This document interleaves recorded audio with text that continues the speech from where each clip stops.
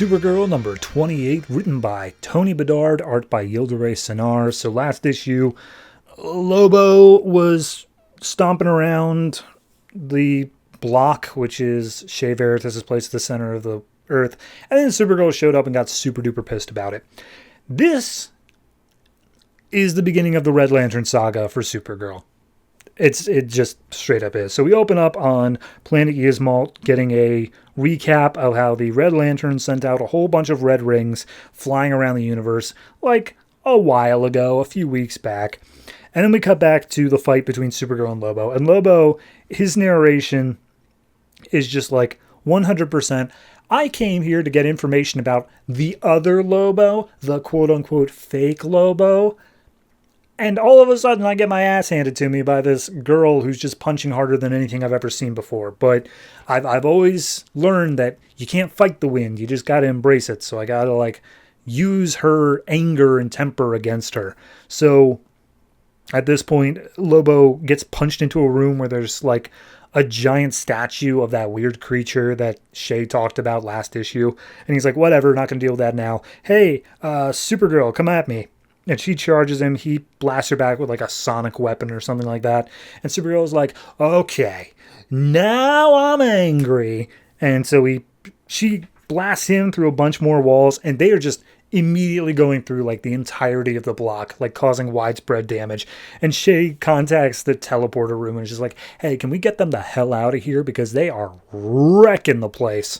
So at that point, we see that weird, creepy thing that Shea talked about is lurking in the shadows. I don't know what it is. We'll get to it, I'm assuming at some point. So as Supergirl is about to straight up, heat vision and blast Lobo into some walls, Lobo taunts her and just hey, you threw one solid punch, before you killed me. And ever since then, you've been pulling your punches. You punch like a girl. And Supergirl's like, oh, hell no. So she's about to go all out. Immediately, Shea's like, well, teleport him out. This is going to cause too much damage. Get him up there. So they immediately get teleported back up into the Antarctic. And Lobo's like, oh, thank God that worked.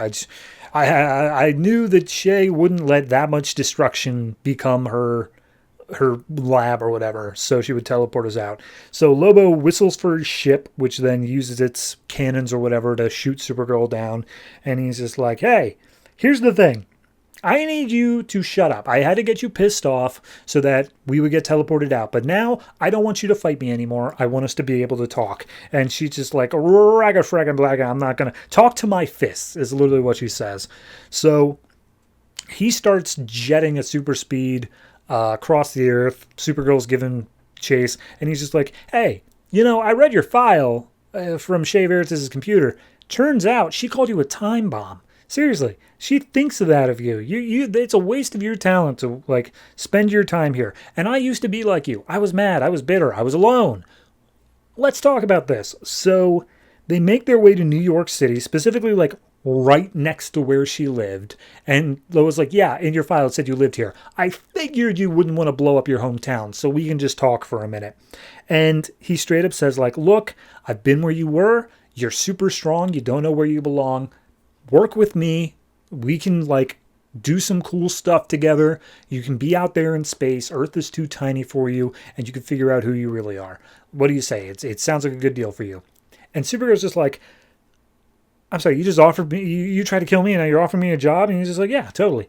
And then Supergirl just immediately unloads saying I am so sick of people telling me that they know what I need. None of you, not Cal, not Shea, none of you know what I need. And you know what? I'm done with this. So we cut into Shaban, if you remember Silver Banshee. She lives in the area. Go into her apartment. She hears the explosions from their fighting. And she's just like, huh, okay. Well, that's something I should probably go and check out. So she starts running outside. Supergirl is straight up saying, you know what? Lobo is kind of right, though. My life's been nothing but pain ever since I've been on Earth. So maybe it is time for me to just bail again. But seriously, screw this. Why is everything just awful for me all the time? And so Lobo manages to flip Supergirl over his shoulder and throw her into a building. He calls his ship back again. Supergirl just heat visions it in half, and he's like, dude, do you have any idea how much I paid for that? More than you could possibly imagine. How dare you? And she's just like, oh, don't worry. It's not going to matter for you very long. And so she lands a few more punches and seemingly like kills Lobo again. Obviously not, but definitely takes him out. And she's just yelling, saying like, fine, Earth, I get it. I'm not welcome here. I don't belong anywhere. And then all of a sudden, one of those red rings, which was bouncing somewhere around Earth's atmosphere, comes down, lands next to Kara, and it says, Kara Zor-El of Krypton, you have great rage in your heart. You are now a Red Lantern. So we see Shaban walking through the wreckage of the fight. She walks past Lobo and just like, all right, well, that's not something I need to worry about. And as she gets closer to the center of like the fires and whatnot, she hears this ba-bum, ba-bum, ba-bum.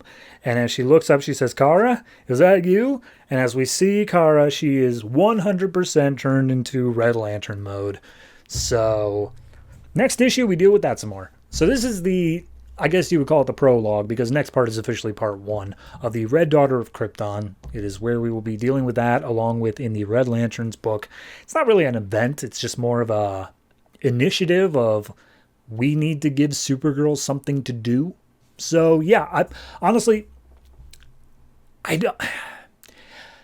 I can't believe that Supergirl is the angriest person on Earth. Like, don't get me wrong. Clearly she's pissed off. Clearly she's enraged. Like, clearly it is like this whole big thing. But I don't know. Like, nothing in the book tells me that, like, she is the most pissed off person, not just on Earth, but like in the sector, in the entirety of like our galaxy. She is the most pissed off creature. That I don't think they did enough to really set that up there. Don't get me wrong, it's something, but setup wise, I don't think I'm as happy with it as it is like what it's going to end up with. Beyond that, rating wise, art's a little bit weak in places for me, especially I typically enjoy Yildiray Sinar's art, so seeing a couple of these panels just be significantly weaker than I expect from him or her, I'm not actually sure what Yildiray is, but yeah, I'm gonna say this is probably like a 6.5. It's not quite standout, but it is decent still. I like what we end up with. I think that the setup is just kind of a little bit undeserved. Like, it doesn't feel like we earned Red Lantern status of rage. I feel like we could have gone a little bit deeper there, but hey, c'est la vie.